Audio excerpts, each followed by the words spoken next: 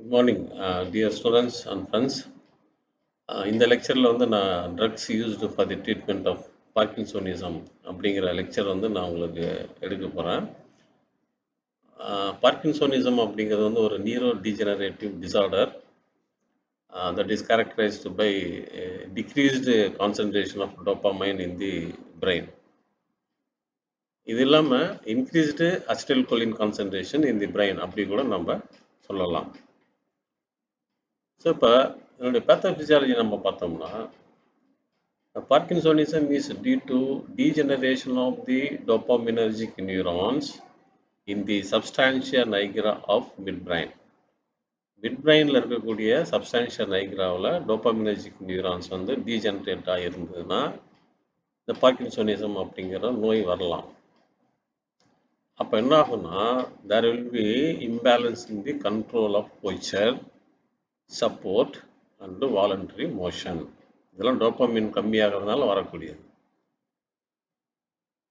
இந்த சிம்டம்ஸ் எப்போ வரும்னா 80% of the neurons in the substantial nigra வந்து டீஜெனரேட் ஆகும்போது தான் இந்த சிம்டம்ஸ் ஆஃப் பார்க்கின்சோனிசம் நமக்கு வரும். இந்த படத்தை பார்த்தீங்கன்னா at the level of brain டோபாமினும் அசிடைல்கோலினும் பேலன்ஸ்டாக இருக்குது. இந்த ஃபிகர் ஏவில் பார்த்தீங்கன்னா அசிடைல்கோலினும் டோபாமினும் பேலன்ஸ்டாக இருக்குது.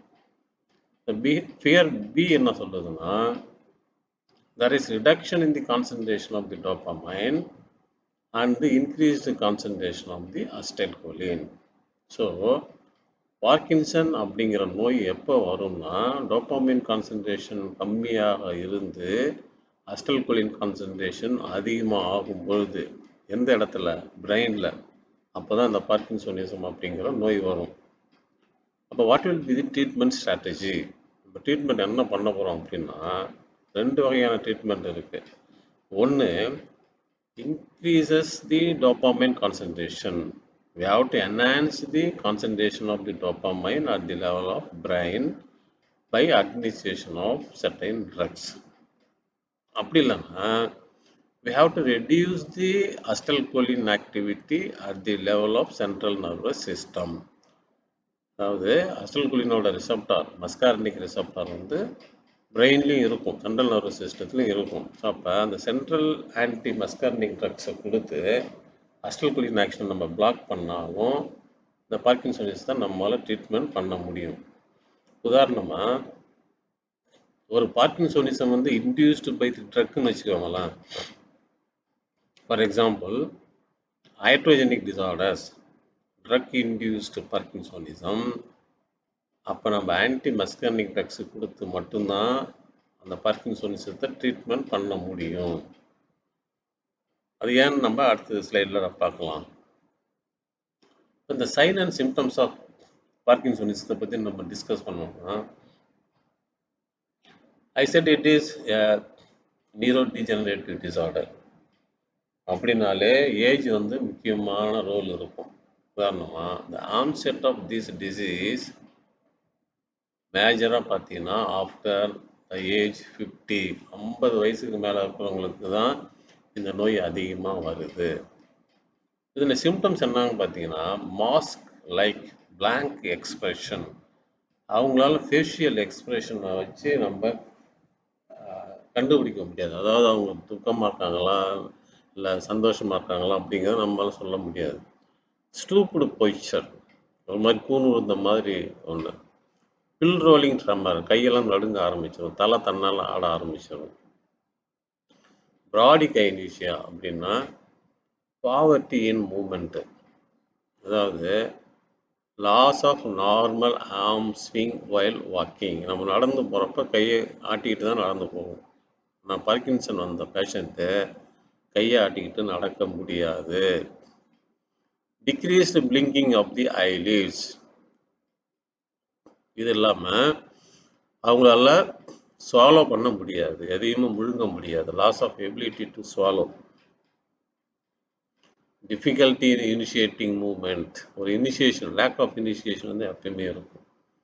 இது இல்லாமல் சைக்கலாஜிக்கலி மென்டல் டிட்டரியேஷன் இருக்கும், டிப்ரெஷன் டெவலப் ஆகிருக்கும், மசிலெல்லாம் ரொம்ப ரிஜிடாக இருக்கும், Tremors வந்து very common. Commonly in hands and arms. Pill rolling motion with the fingers. இது வந்து mostly rest conditionல தான் இருக்கும். May involve diaphragm, tongue, lips, jaws, and there will be increased stress. So இதெல்லாம் வந்து பார்க்கின்சோனிசத்தோட சிம்டம்ஸ். இப்போ இந்த படம் பார்த்தீங்கன்னா, திஸ் இஸ் தி டோபமினர்ஜிக் நியூரான்ஸ். இது neuro எஃபெக்டார் junction. This is the effector organ where dopaminergic 2 receptors are present. இப்போ ஒரு நியூரோ டிரான்ஸ்மிட்டர் அப்படின்னா எசென்ஷியல் ரிக்யர்மெண்ட் ஆஃப் நியூரோ டிரான்ஸ்மிட்டர்னு பார்த்தீங்கன்னா தேர் வில் பி ப்ரீகர்ஷர். இந்த டோபமினோட ப்ரீகர்ஷர் வந்து தைரோசின்ங்க, ஃபினைலாலனின் அமினோ ஆசிட். அது ஹைட்ராக்சி ஃபினைலாலனினாக மாறி தைரோசின் வந்து டோப்பாவை மாறி டோப்பமினாக மாறிவிடும். So this is dopamine granules. இது எங்கே இருக்குன்னா வெசைக்கிளில் போய் ஸ்டோர் ஆகிருக்கும். This is vesicle, this is varicosity. So if you stimulate the nerve, the vesicles comes in contact with the varicosity and there will be release of a dopamine. The dopamine that may combine with the autoreceptors or that may be taken up by the nerve endings by the vesicular monoamine transporter, and some of the dopamine combined with the dopaminergic 2 receptors, and it is rapidly metabolized by catechol-1 with a transferase. There is one more enzyme, monoamine oxidase, that can also be metabolized as dopamine. நான் சொன்ன பார்த்தீங்களா, இப்போ ஆன்டிசைக்காட்டிக் drugs பினோதைசின் derivatives like குளோர்ப்ரோமாசின், ஹாலோபெரிடால், பியூட்ரோஃபினோன் derivative ஹாலோபெரிடால், இது இல்லாமல் அந்த கேட்டகாலமின் டெப்ளிட்டாஸ்ன்னு சொல்லக்கூடிய ரிசர்பின், டெட்ராபெனாசின். இங்கே பார்த்தீங்கன்னா தெரியும், ரிசர்பின், டெட்ராபெனாசின், they are said to be catecholamin depleter. So இது எங்கே டோபமின் ஸ்டோர் ஆகியிருந்தாலும் அது டெப்ளீட் பண்ணிவிடும். அதே நேரத்தில் டோபமினர்ஜிக் 2 ரிசெப்டார்ஸ் வந்து பிளாக் பண்ணக்கூடியது வந்து ஆன்டிசைக்காட்டிக் ஃபினோதைசின், பெர்ஃபானாசின் அண்ட் ஹாலோபெரிடால். ஸோ இந்த ரிசர்பின் டெட்ராபெனாசினோ இல்லை இந்த ஆன்டிசைக்காட்டிக் ட்ரக்ஸ் சாப்பிட்றது மூலமாகவோ பார்க்கின்சோனிசம் அப்படிங்கிற ஒரு நோய் வரலாம். இந்த மாதிரி பார்க்கின்சோனிசம் வந்ததுன்னா அதுக்கு வந்து லீவோடோப்பா கொடுக்க முடியாதுங்க.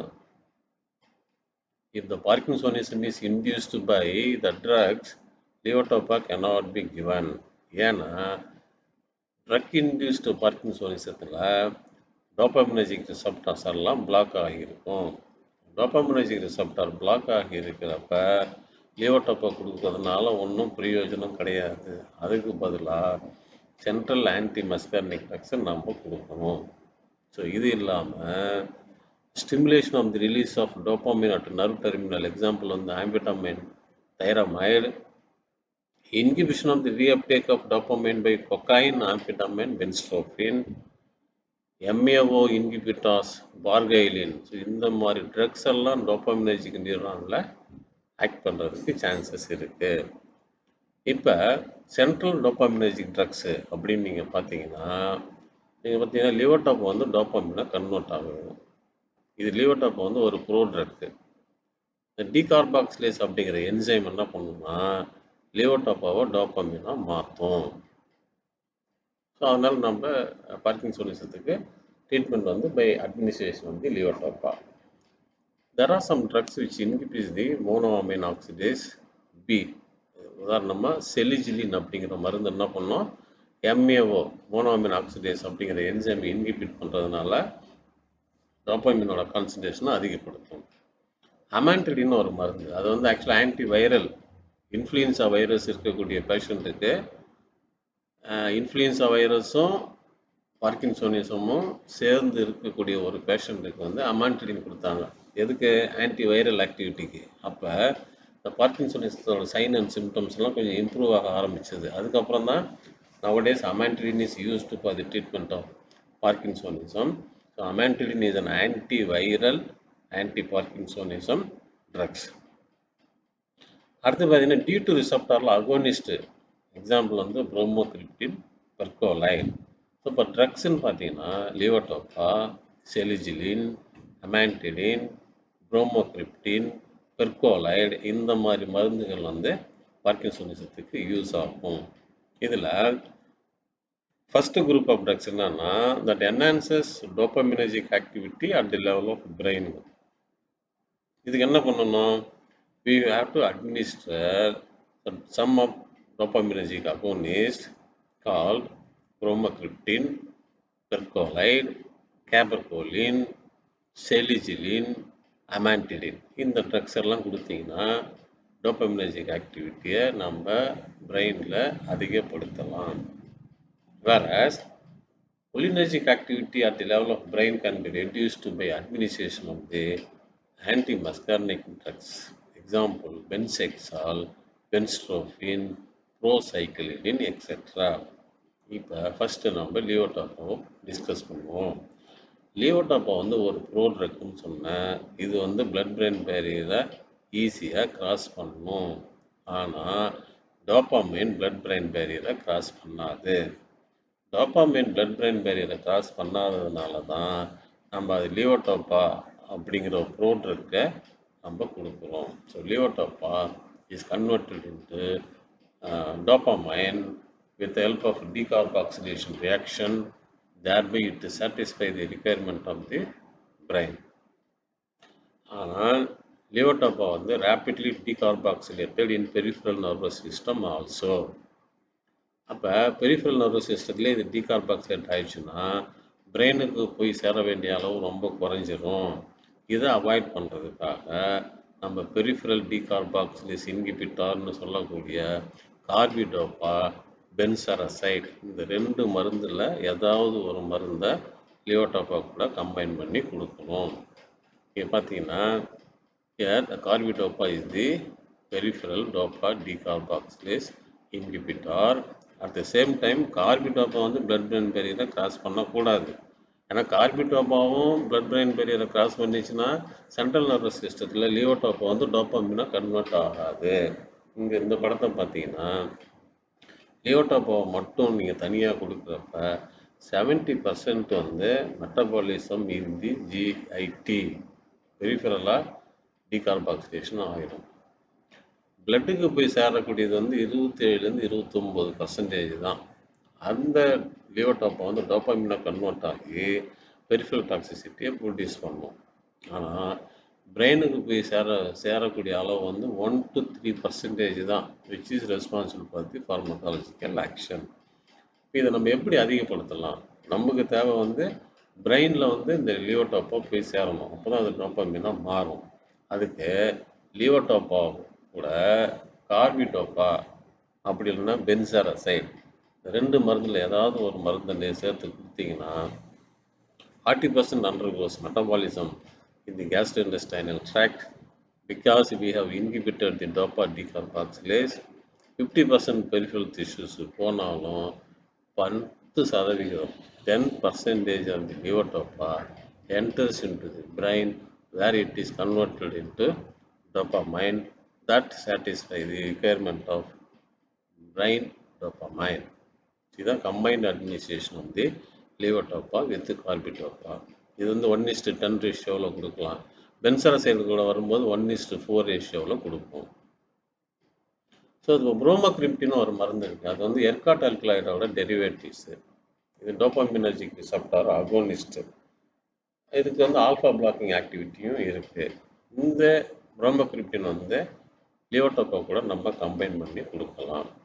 ஆனால் இது சில ப்ராப்ளம் இருக்குது. என்னன்னா இது வந்து நாசியா அண்ட் வாமிட்டிங்கை ப்ரொடியூஸ் பண்ணோம். But that can be prevented by combined administration of the domperidone. ஏன்னா டாம்பெரிடோன் வந்து வெல் நோன் ஆன்டிஎமெட்டிக் ட்ரக்ஸ். பெர்கோலைடுன்னு இன்னொரு எர்காட் டெரிவேட்டிவ்ஸ் இருக்குங்க. அது வந்து டோபாமினர்ஜிக் ரிசப்டாரை வந்து ஸ்டிமுலேட் பண்ணும். அது இல்லாமல் கேபர்கோலின்னு ஒரு எர்காட் ஆல்கலாய்டு, அது வந்து அதனுடைய டிஎஃப் வந்து 80 ஹவர்ஸுக்கு மேலே, அதாவது லாங் ஆக்டிங் எர்காட் டெரிவேட்டிவ்ஸ். அப்போ என்ன பண்ணோம்? ட்வைஸ் வீக்லி நம்ம கொடுக்கலாம். ஏன்னா ஆஃப் லைஃப் அதிகமாக இருக்கிறதுனால வாரத்துக்கு 2 தடவை இந்த மருந்து கொடுத்தா போதும். கேபர்கோலின் அப்படிங்கிற மருந்து. பிராமிஃபெக்சோல்னு ஒரு மருந்து எர்காட் டெரிவேட்டிவ்ஸ் இல்லை அது. ஆனாலும் டி ரிசப்டார் கூட டோபாமினர்ஜிக் ரிசப்டார் கூட நல்ல அஃபினிட்டி இருக்குது. அடுத்து ரோபினிரோல்னு ஒரு மருந்து, அது டி ரிசப்டார் அகோனிஸ்ட்டு. இது வந்து மோனோதெரப்பியாகவும் நம்ம யூஸ் பண்ணிக்கலாம். ரோட்டிகோட்டின்னு ஒரு மருந்து இருக்கு. It is also a dopaminergic agonist. நான் முன்னாடியே சொன்ன மாதிரி we have to increase the concentration of the dopamine by administration of the dopaminergic agonist. அடுத்து பார்த்தீங்கன்னா MAO இன்ஹிபிட்டார்ஸ். ஏன் MAO இன்ஹிபிட்டார்ஸ்னாக்கா மோனோஅமீன் ஆக்சிடேஸ் இதுவும் கேட்டகால் ஓமித்தல் டிரான்ஸ்பரேஸும் தான் டோபாமினை மெட்டபலைஸ் பண்ணக்கூடிய என்சைம்ஸ். அப்போ நம்ம மோனோஅமீன் ஆக்சிடேஸ் இன்ஹிபிட் பண்ணாலும் இல்லை கேட்டகால் ஓமித்தல் டிரான்ஸ்பரேஸை இன்ஹிபிட் பண்ணாலும் we can concentrate the dopamine in the brain. So அதனால் செலிஜிலின் அப்படிங்கிற மருந்து வந்து is inhibitors of the monoamine oxidase B. இந்த டோஸ் பார்த்தீங்கன்னா 5 milligram with breakfast, 5 milligram with lunch. ஒரு நாளைக்கு 2 வேளை கொடுக்கலாம். ஆனால் டே டைமில் கொடுத்தோம்னா இது கொஞ்சம் இன்சோம்னியாவை ப்ரொடியூஸ் பண்ணும். இன்னொரு மருந்து இருக்குது, அது பேர் ராசாக்கிலின்னு பேர். இது வந்து இன்னொரு monoamine oxidase B inhibitors. that work the action is well defined against MPTP induced Parkinsonism. MPTP வந்து ஒரு கெமிக்கல், ஒரு டாக்ஸினுங்க. அந்த டாக்ஸினை நம்ம அனிமலுக்கு கொடுத்தோம்னா அதுக்கு பார்க்கின்சோனிசம் அந்த நோய் வந்து வந்துடும். செலிஜிலின் வந்து என்ன அட்வான்டேஜ்னா அது இந்த சீஸ் ரியாக்ஷனை ப்ரொடியூஸ் பண்ணாது. நான் மோனோஅமீன் ஆக்சிடேஸ் இன்ஹிபிட்டார்ஸ் கூட சேர்த்து கொடுக்குறப்ப சீஸ் ரியாக்ஷன் வந்து ப்ரொடியூஸ் பண்ணும். அதனால் ஹைப்பர்டென்சிவ் கிரைசிஸ் வர்றதுக்கு சான்சஸ் இருக்குது. ஸோ அந்த ஹைப்பர்டென்சிவ் கிரைசிஸ் வந்து செலிஜிலினுக்கு வந்து ரொம்ப கம்மி. So this can be given along with the levodopa, carbidopa or levodopa with the benseracide. So நம்ம levodopa clearance வந்து decrease ஆகுங்க. எப்போன்னா if it is given along with the carbidopa or benseracide. இது இல்லாமல் கட்டிகா ஓமித்தல் டிரான்ஸ்பரேஸ் இன்ஹிபிட்டார்ஸ் இருக்குது பார்த்தீங்களா, 12 Gaboon அப்படிங்கிற மருந்து, என்டாகேப்போன் அப்படிங்கிற மருந்தும் கேட்டகால் ஓமித்தல் டிரான்ஸ்பரேஸ் அப்படிங்கிற ஒரு என்சைமை இன்ஹிபிட் பண்ணி அதன் மூலமாக டோபாமின் கான்சன்ட்ரேஷனை அதிகப்படுத்தும். அமான்டிடின் நான் ஏற்கனவே சொன்ன மாதிரி it is only drug that have antiviral property as well as anti-Parkinsonism activity. But இதுக்கு சில சைடு எஃபெக்ட் இருக்குது. இது வந்து இடிமாவை ப்ரொடியூஸ் பண்ணலாம், ஆர்த்தோஸ்டேட்டிக் ஹைப்பர்டென்ஷனை ப்ரொடியூஸ் பண்ணலாம், இன்சோம்னியாவை ப்ரொடியூஸ் பண்ணலாம், and it also produces halogenation. So இப்போ சென்ட்ரல் ஆன்டிமஸ்கார்னிக் ட்ரக்ஸ், அதாவது செகண்ட் குரூப் ஆஃப் ட்ரக்ஸ் என்னன்னா that reduces the acetylcholine concentration at the level of brain. So that is possible by administration of the central antimuscarinic drugs. For example, piperidine, trihexyphenidyl and triperidine. These are all central parasympatholytic drugs.